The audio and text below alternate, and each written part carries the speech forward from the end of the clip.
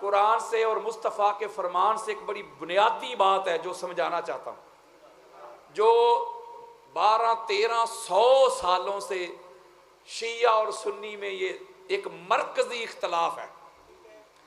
میں آپ کے سامنے اللہ کا قرآن پڑھوں گا اور مصطفیٰ کا فرمان پڑھوں گا۔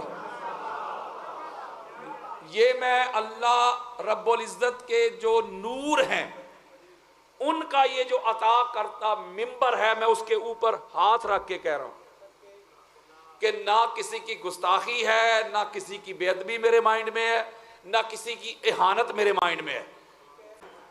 مجھے آپ سوشل میڈیا کھول کے دیکھیں، مجھے کوئی گالیاں بھی دے میں اسے چھیڑتا ہی نہیں، لیکن جو مقام اہل بیت پہ بات کرے پھر اسے چھوڑتا ہی نہیں۔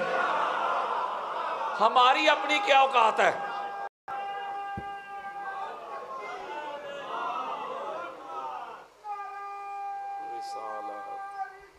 یا رسول اللہ،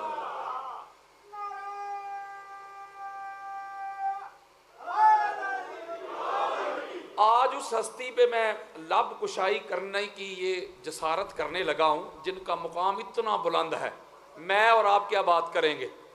اس بی بی کے بارے میں آپ کے سامنے ہاتھ جوڑ کے قرآن سے اور حضور کے فرمان سے، بخاری سے، مسلم سے، ترمذی، ابو داؤد، نسائی، ابن ماجہ سے آپ کے سامنے رکھوں گا کہ یہ ہستی ہے کون اور امتیوں نے اسے قرآن سے اور حضور کے فرمان سے۔ میں بات شروع کے لگا ہوں، قرآن مجید فرقان حمید کی بڑی معروف آیت مجیدہ میں نے آپ کے سامنے پڑھی، جس میں اللہ رب العزت نے فرمایا کہ اے مسلمانوں، اے ایمان والو، جب تمہیں اللہ کے قرآن کی سمجھ نہ آئے۔ قرآن کیا کہتا ہے؟ اس کے سیاق و سباق کی سمجھ نہ آئے، اس کے الفاظ کی سمجھ نہ آئے، اس کے احکامات کی سمجھ نہ آئے، اس کے ناسخ اور منسوخ کی سمجھ نہ آئے، اس کے معنی کی سمجھ نہ آئے، تو اپنی طرف سے من گھڑت اس کی توجیہ کر کے، تشریح کر کے عقیدے نہ بنایا کرو، بلکہ جب تمہیں سمجھ نہ آئے تو ذکر والوں سے پوچھ لیا کرو۔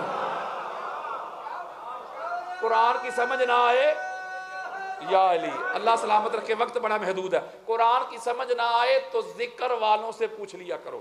اچھا، کسی کٹیا میں، کسی جھونپڑی میں کوئی بندہ بیٹھ کے اللہ اللہ کر رہا ہے، ذکر کر رہا ہے اللہ کا، آپ اس کے پاس چلے گئے، بابا جی یہ مجھے کچھ سمجھ نہیں آ رہی، قرآن سے کچھ صراط مستقیم کی سمجھ نہیں آ رہی، یہ انعام یافتہ لوگوں کی سمجھ نہیں آ رہی، ذرا مجھے سمجھا تو دیں۔ وہ بابا جی کہیں گے پتر میں کہاں سے سمجھاؤں، میں تو قرآن پڑھا بھی نہیں۔ آپ کہیں گے بابا جی قرآن میں لکھا ہے کہ جب تمہیں قرآن کی سمجھ نہ آئے تو ذکر والوں سے پوچھ لیا کرو، تو آپ سارا دن ذکر کرتے رہتے ہیں اللہ اللہ، تو میں تو اس لیے آپ سے پوچھنے کے لیے آیا ہوں۔ تو میں ایک جملہ سمجھانے لگا، یہ جو قرآن کہتا ہے نا ذکر، یہ ذکر کا معنی ہے قرآن۔ اِنَّا نَحْنُ نَزَّلْنَا ذِکْرَ، اللہ کہتا ہے بے شک ہم نے یہ ذکر قرآن اتارا ہے، ہم ہی اس کی حفاظت کرنے والے۔ تو اس کا میں مختصر سمری دے رہا ہوں، پتہ چلا قرآن کہتا ہے جب تمہیں میری سمجھ نہ آئے، یُضِلُّ بِهِ کَثِیرًا وَیَہْدِی بِهِ کَثِیرًا، سورہ اقرا پڑھیں، قرآن کہتا ہے جو اپنی طرف سے میرے معنی اخذ کرتے ہیں پھر پڑھتے مجھے ہیں، مجھے پڑھ کے گمراہ ہو جاتے ہیں، اللہ کا قرآن کہہ رہا ہوں، اور جو ذکر والوں سے جا کے پوچھتے ہیں وہ ہدایت کو پا لیتے ہیں۔ تو یہاں بات یہاں تک سمجھ آ گئی کہ ذکر سے مراد ہے قرآن۔ اب اللہ کہتا ہے کہ اے مسلمانوں، جب تمہیں قرآن کی کسی آیت مجیدہ کی سمجھ نہ آئے تو قرآن والوں سے پوچھ لیا کرو۔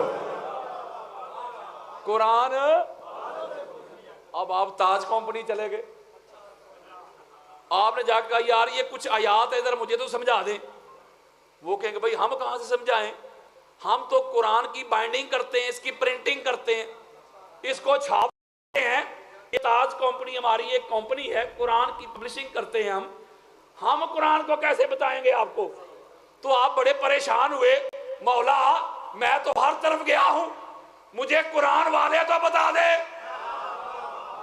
یہ قرآن والے کون سے ہیں جن سے قرآن سیکھنا ہے، سمجھنا ہے، پڑھنا ہے، پھر اس پہ عمل کرنا ہے، اس کا ناسخ، اس کا منسوخ، اس کا شان نزول، جو الحمد کی الف سے لے کے الناس کی سین تک قرآن کو جانتے ہوں، سمجھے ہوں، بتا تو صحیح وہ قرآن والے کون ہیں؟ اللہ نے کہا بھیجا تو ہے آمینہ کا لال، جاؤ اس سے جا کے پوچھو، تمہیں بتائے گا۔ میں تو تمہاری عقل میں نہیں آتا، خرد میں نہیں آتا، فہم میں نہیں آتا، شعور میں نہیں آتا، ادراک میں نہیں آتا، مجھ سے کیا تم نے پوچھنا ہے؟ پوچھو میرے مصطفیٰ سے۔ مصطفیٰ کی بارگاہ میں پہنچ گئے، یا رسول اللہ قرآن والے کون ہیں؟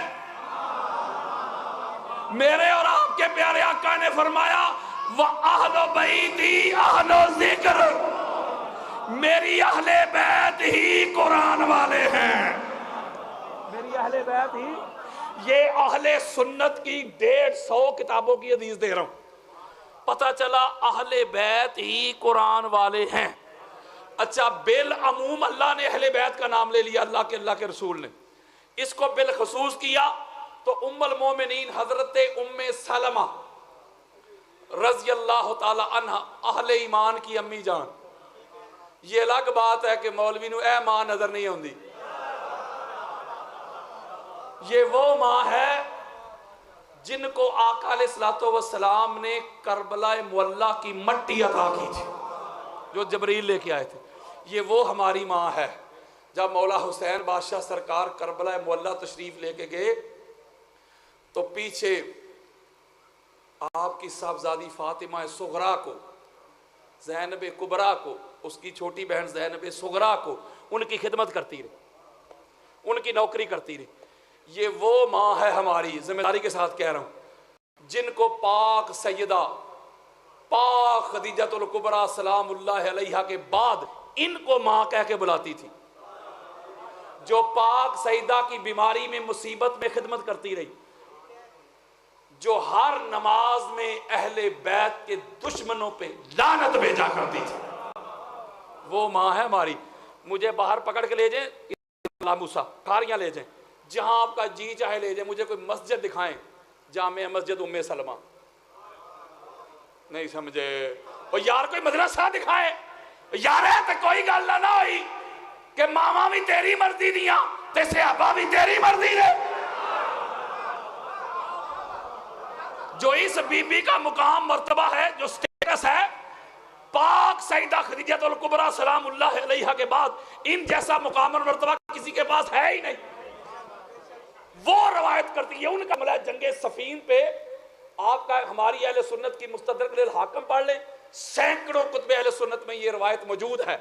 اپنے بیٹے کو عمر بن ابی سلمہ، ام سلمہ، یہ کچھ لوگ کہتے ہیں کہ مولا علی علیہ السلام نے اپنے بیٹے کا نام عمر رکھا تھا، ہاں رکھا تھا، ان کے بیٹے کی محبت میں رکھا تھا۔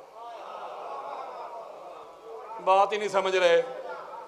جو جنگ صفین میں مولا پہ قربان ہوا ہے، بی بی ام سلمہ فرماتی ہیں علی اگر اللہ اور اللہ کا رسول مجھے روکتا نا کہ گھر سے باہر نہیں نکلنا، نہیں سمجھ رہے بات یار، اللہ اور اللہ کا رسول مجھے نہ روکتا کہ نبی کی گھر والیوں گھر سے باہر نہیں نکلنا، علی آپ حق پہ ہیں، سچ پہ ہیں، پہلی صف پہ، فرنٹ پہ، جنگ جمل ہو یا صفین، سب سے پہلے میں آپ کے ساتھ کھڑی ہوتی۔ یہ ہے بی بی ام سلمہ۔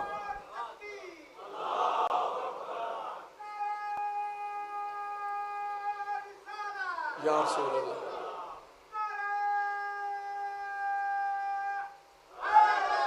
ام المومنین حضرت ام سلمہ رضی اللہ تعالی عنہ روایت کرتی ہے حدیث مصطفیٰ، آپ کہتی انی سمیت رسول اللہ صلی اللہ علیہ وآلہ وسلم یقول علی ما القرآن والقرآن ما علی لا یفترقان حتی یرد علی الموت۔ گالی مک گئی۔ اماں کہتی حضور نے فرمایا لوگوں سنو، علی قرآن کے ساتھ، قرآن علی کے ساتھ، علی اور قرآن جڑے ہوئے ہیں، کبھی بھی جدا نہیں ہوں گے، حوض کوثر پہ بھی اکٹھے آئیں گے۔ اور دوسرے مقام پہ فرمایا، حدیث ثقلین سنی ہے نا، انی تارک فیکم الثقلین، میں تمہارے اندر دو ثقلین چھوڑ کے جا رہا ہوں، انی تارک فیکم امرین، فی روایت انی تارک خلیفتین، دو اولی الامر چھوڑ کے جا رہا ہوں، قرآن اور اہل بیت، لن یتفرق حتی یرد علی الحوض۔ میں سمری دے رہا ہوں، یہ قرآن اور اہل بیت میرے جڑے ہوئے ہوں گے، جڑے رہیں گے، قیامت کے روز بھی جڑے آئیں گے۔ آپ پتا چلا کہ قرآن والے کون ہیں؟ بولو یار، وہ قرآن جن کے گھر پہ آیا، جنہوں نے قرآن کو بچایا ہے۔ یار مجھے ایک بات بتائیں، جب یزید پلید قرآن پہ حملے کر رہا تھا، قرآن کے حلال کو حرام کر رہا تھا، حرام کو حلال کر رہا تھا، تو قاری قرآن تو بڑے تھے، یارو حافظ قرآن بھی بڑے تھے، ہاتھ ہو گئے یار۔ تو کون آیا قرآن کو بچانے کے لیے؟ قرآن والا، قرآن کا وارث ہی آیا نا، بولے۔ تو اس کا مطلب ہے، یہ میں چیلنج کر رہا ہوں سینہ چوڑا کر کے، کوئی صحابی وارث قرآن نہیں، حضور کی اہل بیت ہیں وارث قرآن۔ حضور نے جاتے وقت صحابہ کو ہی کہا تھا، مجھے اور آپ کو نہیں کہا تھا، ہم نہیں تھے ادھر، صحابہ کو کہا تھا میں جا رہا ہوں، تمہیں دو چیزیں دے کے جا رہا ہوں، قرآن اور اہل بیت۔ یا ایھا الناس انی قد ترکت فیکم ما ان اخذتم بہ لن تضلوا کتاب اللہ و اطراۃ اہل بیتی۔ میرے صحابیوں تمہیں دے کے جا رہا ہوں، قرآن اور اہل بیت دونوں کو پکڑ کے رکھنا ہے۔ اگر پکڑ کے رکھو گے تو ہدایت پالو گے، اگر چھوڑ دو گے تو تم گمراہ ہو جاؤ گے۔ کون؟ میں اور آپ۔ حضور کی امت میں صحابہ کا جو سٹیٹس ہے بڑا بلند ہے۔ حضرات، تاجدار کائنات کا فرمان سنو، میرے آقا نے فرمایا میرے صحابیوں تمہیں قرآن اور قرآن والی آل دے کے جا رہا ہوں، میرے جانے کے بعد ان کو پکڑ لینا، تھام لینا، اگر پکڑ لو گے ہدایت کو پالو گے، منہ موڑ لو گے گمراہ ہو جاؤ گے۔ مولوی جی جب تک صحابہ بھی، پھر کہتا ہوں مولوی جی جب تک صحابہ بھی، ابو بکر ہو، عمر ہو، عثمان ہو، بلال ہو، جابر ہو، حذیفہ ہو، سعد ہو، جب تک صحابہ بھی اہل بیت کا دامن نہ پکڑے، صحابہ کو ہدایت نہیں ملتی۔ ایرے گیرے کی کیا اوقات ہے؟ اوئے ہوئے ہوئے ہوئے ہوئے، ہدایت کو جوڑ دیا میرے آقا نے قرآن اور اہل بیت کے ساتھ۔ اوئے ہوئے، قرآن حضور پہ نازل ہوا ہے، حضور پہ۔ اب سنو، میں اہل سنت کی 150 کتابیں دیتا ہوں۔ حضرت ابو طفیل کہتے ہیں، حضور کے آخری صحابی ہیں حضرت ابو طفیل، یعنی جو سب سے لاسٹ میں جن کا وصال ہوا ہے نا صحابہ میں، وہ حضرت ابو طفیل عامر ابن واصلہ رضی اللہ تعالی عنہ، 110 ہجری میں ان کا وصال ہوا ہے، حدیث کے راوی۔ وہ کہتے ہیں میں نے ایک منظر دیکھا، سارے صحابہ میں نیچے بیٹھے ہوئے تھے، ممبر کے اوپر مولا علی علیہ السلام تھے۔ بعد میں قرآن کے وارثوں کی سمجھا رہا ہوں کہ وارث ہے نہیں۔ اب بولو یار، حضرت ابو طفیل کہتے ہیں ایسے ممبر کے اوپر مولا خطبہ دے رہے ہیں۔ خطبہ کیا دے رہے ہیں؟ سلونی عن کتاب اللہ فإنه ليس من آیات الا وقد عرفت باللیل نازلت ام بنہار فی سہل ام فی جبل۔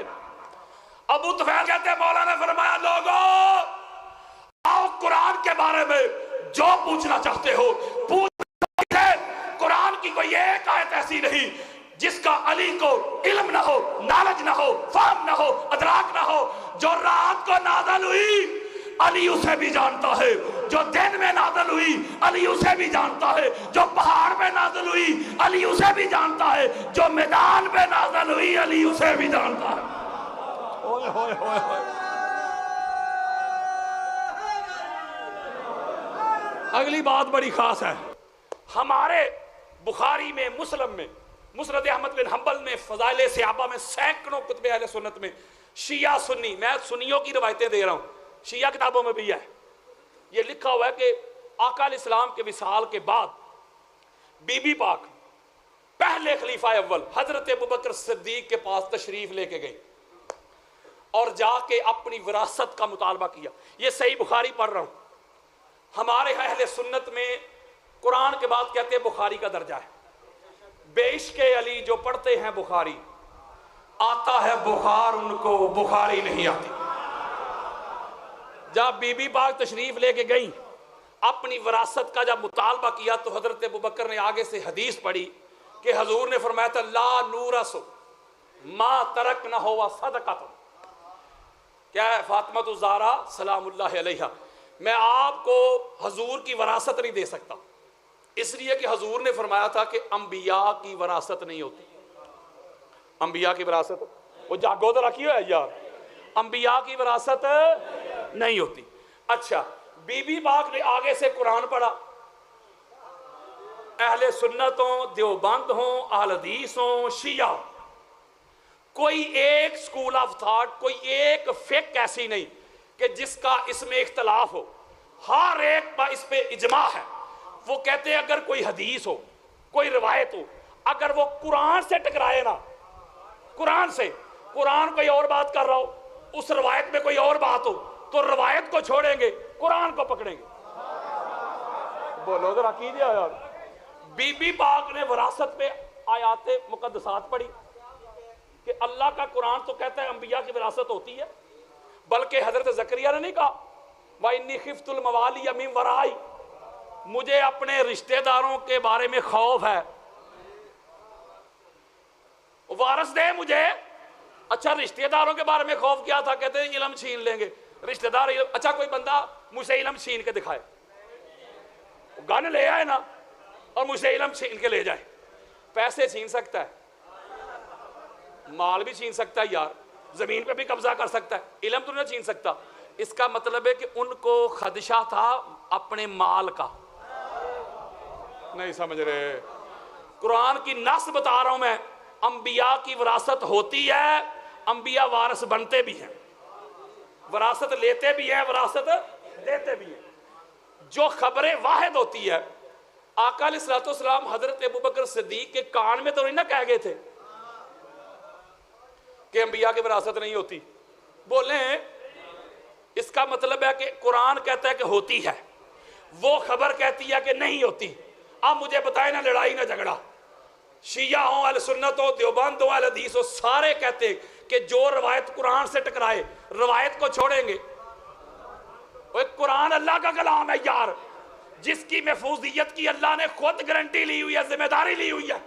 یہ روایتیں تو لوگوں کے ذریعے پہنچی، اس میں اگر مگر ہو سکتا ہے، اف بٹ ہو سکتا ہے. اس لیے روایات کو، حدیث کو جانچنے کے لیے، اس کی جانچ پڑتال کے لیے اس کے اوپر ایک علم ہے، نالج ہے، جس کو علم اسماء و رجال کہتے. قرآن کو چیک کرنے کا کوئی علم نہیں. جو قرآن کے بارے میں یہ عقیدہ رکھ دے کہ پتہ نہیں ہے کہ نہیں، وہ تو گیا نا. چونکہ ذالک الکتاب لا ریب فیہ، اس میں تو شک ہی نہیں نہ کرنا. اب بڑی خاص بات میں آپ کو سمجھاتا ہوں. آقا علیہ الصلوۃ والسلام جو ہیں انہوں نے اپنے باپ کی وراثت لی. یہ جو حضرت ام ایمن ہیں، بولو ذرا کی ہو گیا جی، وراثت میں آئی، تلوار وراثت میں ملی، بولیں مسلح وراثت میں ملا، چار پہیاں وراثت میں ملی. اگر انبیاء کی وراثت ہوتی نہیں تو حضور نے کیوں لی؟ اور اگلی بات، یہ ناسبیت کے اوپر میں نے 2 گھنٹے لگا کے دلائل دیے، نیٹ کھولے ذرا. ایسا کیٹو پہاڑ گرایا میں نے، بڑے بڑے مولوی آئے رد کرنے، لیکن ہو نہیں سکا. اور یہ چیلنج کر رہا ہوں، کوئی بھائی کا لال کر بھی نہیں سکے گا. فرض کریں ہم مان لیتے ہیں کہ انبیاء کی وراثت نہیں ہوتی، انبیاء کی وراثت نہیں ہوتی، بات ختم ہو گئی.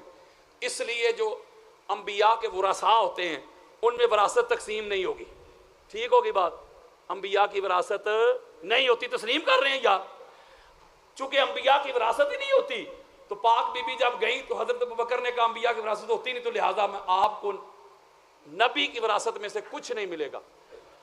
بخاری میں آیا کہ انہوں نے کوئی چیز بھی نہ دی، رتی برابر بھی کوئی چیز نہ دی، لہذا انبیاء کی وراثت ہی نہیں ہوتی. اب اگلی بات، جو ورثاء ہوتے ہیں ان میں بیٹا، بیٹیاں، بیوی، ماں باپ، یہ سارے عزا وقار اس میں شامل ہوتے ہیں، شریک ہوتے ہیں۔ آقا علیہ الصلوۃ والسلام کی اکلوتی بیٹی تھی، حضور علیہ السلام کا نہ اور کوئی بیٹا تھا، چلو جو 4 مانتے ہیں نا، وہ 4 بیٹیاں تھیں، اکلوتی تھی نا، بولیں یار اکلوتی۔ تو باقی تھی حضور علیہ السلام کی ازواج، یار امہات المومنین، بیوی کا قرآن نے بیان کیا 1/8، 1/8۔ اگر انبیاء کی وراثت نہیں ہوتی، مولوی جی فتوے نہ لگانا اور گستاخی کی FIR نہ کروانا، اگر باپ کا ہے ہاتھو برہانکم ان کنتم صادقین، اگر سچا ہے تو دلیل لے کے آنا۔ اب ہم اس بات کو آن کر رہے ہیں، ام المومنین حضرت عائشہ صدیقہ رضی اللہ تعالی عنہ ساری زندگی جس گھر میں رہی ہیں، وہ گھر ان کے باپ کا تو نہیں تھا؟ یار نہیں سمجھ رہے میری بات، وہ گھر تھا حضور کا۔ بولو یار، ما بین بیتی و منبری روضۃ من ریاض الجنہ، میرے گھر سے لے کے، گھر کن کا تھا؟ حضور کا۔ یار گھر حضور کا، یعنی حضور علیہ السلام کی جتنی بھی پراپرٹی تھی، گھر ہوں، باغات ہوں، کوئی چیز بھی ہوں، وہ ساری جمع ہونی تھی کہ یہ حضور کی پراپرٹی ہے۔ پھر اس کے جو ورثاء تھے، حصہ دار تھے، اس کے مطابق تقسیم ہونی تھی۔ تو جب حضرت ابوبکر نے کہا کہ انبیاء کی وراثت ہوتی ہی نہیں، تو بات تو ختم ہو گئی، کوئی وارث نہ رہا۔ بولو یار، کوئی وارث نہ رہا۔ حضرت ابوبکر صدیق کو یہ کرنا چاہیے تھا کہ اے بیٹی عائشہ، جب تک حضور حیات تھے آپ ان کے گھر رہی، اب حضور کا ہو گیا وصال، تو نبی کی تو وراثت ہوتی نہیں، تو لہذا بیٹا آپ میرے گھر میں آ جائیں، یہ نبی کا گھر ہے۔ اوئے ہوئے، تو پھر ہم تسلیم کر لیتے، پھر ہم مان لیتے کہ یار واقعی انبیاء کی وراثت نہیں ہوتی۔ ساری زندگی اس گھر میں رہی، بلکہ ایک روایت میں آتا ہے کہ اس گھر کا کچھ حصہ انہوں نے فروخت بھی کیا، اور پھر اسی گھر میں ان کی مرضی کے بغیر لوگ دفن ہوتے رہے۔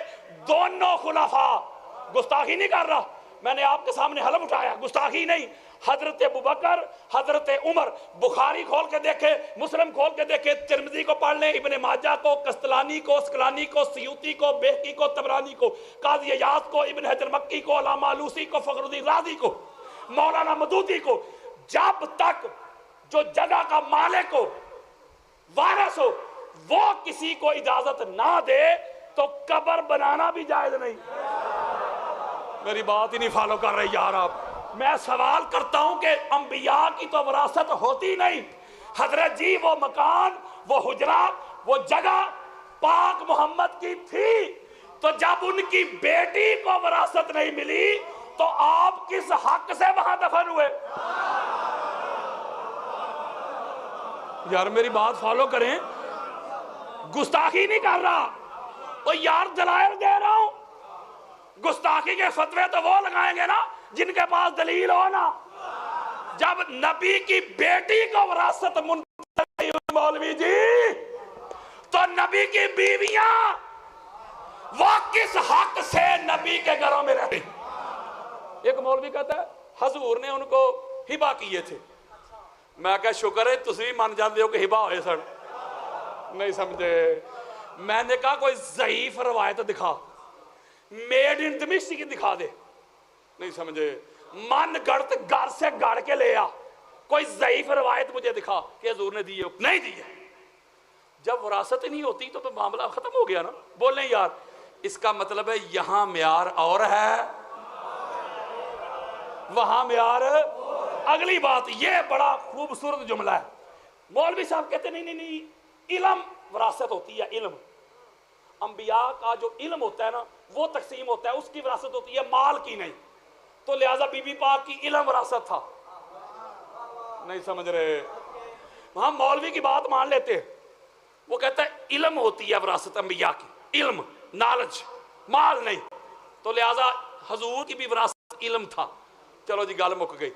اس کا مطلب ہے نبی کی وراثت تھا علم، تو وراثت ملتی ہے گھر والوں کو کہ دوست یاروں کو؟ جاگو، دوست یاروں کو ملتی ہے۔ تو پتہ چلا اگر علم بھی وراثت ہے نا مولوی جی، تو نبی کے علم کی جو وارثہ ہے وہ پاک سیدہ ہے، تو جس کو نبی کا علم ملے ابو بکر سے تو علم زیادہ ہی ہوگا نا۔ ہوئے ہوئے ہوئے ہوئے، جب بی بی پاک فرما رہی ہیں کہ انبیاء کی وراثت ہوتی ہے، مسئلہ فقط یہ ہے کہ میں ادھر سے آ رہا ہوں، ہم نے 2-3 جگہ پہ ایڈریس پوچھا کسی سے کہ یہ گاؤں کا نام لے کے کدھر ہے، پیچھے کوئی ایک اور بندہ گاڑی والا آ جائے، ذاکر صاحب آ جائیں پیچھے سے، یہ ہمیں پوچھیں قادری صاحب وہ ابیالہ نام ہے گاؤں کا، ابیالہ وہاں جانا ہے تو راستہ تو بتا دے، تو میں کہوں گا قبلہ میں تو خود پوچھ رہا ہوں، نہیں سمجھے؟ انہوں نے دین لیا ہے پوچھنے والوں سے۔ وہ یار مجھے خود پتا نہیں، ہو سکتا ہے ان کو ادھر بھیج دوں، جانا ادھر ہے بھیج ادھر دوں۔ انہوں نے دین لیا ہے پوچھنے والوں سے، دین کے وارثوں سے نہیں لیا۔ اور اگلی بات بڑی خاص ہے، یہ بھی ہماری کتاب ہوا ہے، میں آپ کے سامنے کوئی 150 کتابوں کے حوالے رکھ سکتا ہوں۔ اگر یہی بات تھی تو پھر حضرت ابوبکر صدیق جو ہیں، حضرت عبد الرحمن بن عوف روایت کرتے ہیں رضی اللہ تعالیٰ عنہ، وہ کہتے ہیں جب حضرت ابوبکر بیمار تھے نا، جس بیماری میں ان کا وصال ہوا ہے، وہ کہتے ہیں میں گیا ان کی عیادت کے لیے، تو جا کے ان کے پاس بیٹھ گیا، یہ اہل سنت کی کتابیں دے رہا ہوں، پاس بیٹھ گیا تو انہوں نے رونا شروع کر دیا، تو میں نے پوچھا کہ ابوبکر آپ کیوں رو رہے ہیں؟ تو حضرت ابوبکر کہتے ہیں 3 کام مجھے رلا رہے ہیں۔ یاروں میں حضرت ابوبکر صدیق کی بات کر رہا ہوں، وہ کہتے ہیں کون سے 3 کام؟ فرمایا ایک تو وہ ہے، کاش، جملہ سنیں، کاش میں عمر بن خطاب کو فاطمہ الزہرا کے گھر نہ بھیجتا، اس کی تلاشی کے، جملہ سنیں تلاشی کے لیے، بے شک ادھر میرے قتل کی پلاننگ بھی ہو رہی ہوتی، نہ بھیجتا۔ ایک دوسرا کہتے خالد بن ولید کو مالک بن نویرہ کے قتل کے لیے نہ بھیجتا۔ 2 تیسرا کہتے بی بی پاک آئی تھی فتح کے لیے، کاش اس کو خالی نہ موڑتا۔ یہ میں اہل سنت کی کتابیں دے رہا ہوں، شیعہ نہیں۔ مولوی جی حضرت ابوبکر صدیق تو خود اقرار کر رہے ہیں کہ یہ تینوں کام جو ہیں مس ہینڈلنگ ہوئی ہے مجھ سے، کاش یہ کام میں نہ کرتا۔ روتے رہے، معافی مانگنے کے لیے جاتے رہے، وہ تو معافی مانگنے کے لیے جاتے رہے، روتے رہے، وہ تو اس کو تسلیم کر رہے ہیں۔ اور مولوی صاحب آج بھی کہہ رہے ہیں، ایک موقع تھا نا کہ جب فدق مانگ رہی تھی تو معاذ اللہ خطا پر تھی، گجرانوالہ کے مسجد سے لے کے ہائی کورٹ تک 48 گھنٹے دلائل دے کے اس کو کھینچا تھا میں نے، آمنے سامنے خطبہ جمعہ ہوتا تھا۔ جب اہل بیت اطہار پہ کوئی بھونکتا ہے، ملک کی انتظامیہ کو کوئی ان کے کان پہ جونک تک نہیں رینگتی، اور کوئی صحابہ کی گستاخی کرے بھی نہ، اس پر FIR ہو جاتی کہ گستاخی ہو گئی، گستاخی ہو گئی۔ اس کا مطلب ہے کہ صحابہ کے لیے ان کا معیار اور ہے، اہل بیت کے لیے ان کا معیار اور ہے۔ حضور نے فرمایا اِنَّ فاطمہ تو ام ابیہا، کہ بے شک فاطمہ اپنے باپ کی ام ہے۔ بولو کیا ہے؟ ام کا پتہ کیا معنی ہوتا ہے؟ امن عربی کا لفظ ہے، امن کا معنی ہوتا ہے اصل، بگننگ، اوریجن، جس سے کوئی چیز بنے نا اسے کہتے ہیں امن۔ ماں کو پتہ کیوں کہتے ہیں امن؟ بچے کی ابتدا ماں سے نہیں، اس لیے امن ہے نا، اصل کو کہتے ہیں امن۔ ام القرآن مکے کو کہتے ہیں، ام القرآن قرآن کہتا ہے یہ جو زمین ہے نا اس کی ابتدا مکہ تھی، اسے کہتے ہیں ام القرآن۔ قرآن کی پہلی سورہ ہے سورہ فاتحہ، اسے کہتے ہیں ام القرآن۔ قرآن کا آغاز یار جتنے بھی علوم ہے لوح محفوظ میں اسے کہتے ہیں ام الکتاب۔ تو ام کا معنی ہے اصل، جملہ کہنا جس کا نصیب۔ میرے آقا فرماتے اِنَّ فاطمہ تو ام ابیہا، لوگو فاطمہ اپنے باپ کی ام ہے۔ یا رسول اللہ ساری کائنات کی ام تو اب ہے، ساری کائنات کی اصل، اوریجن، مبدا، بگننگ، جڑ، روٹ، فاؤنڈیشن، بنیاد تو آپ ہیں۔ کوئی آپ کا بھی آغاز ہے؟ میرے آقا نے فرمایا لوگو محمد کی اصل کا نام زہرا ہے، محمد کی بگننگ کا نام زہرا ہے، محمد کے مبدا کا نام زہرا ہے، جس نور سے اللہ نے محمد کو بنایا ہے، اسی نور سے اللہ نے زہرا کو بنایا ہے۔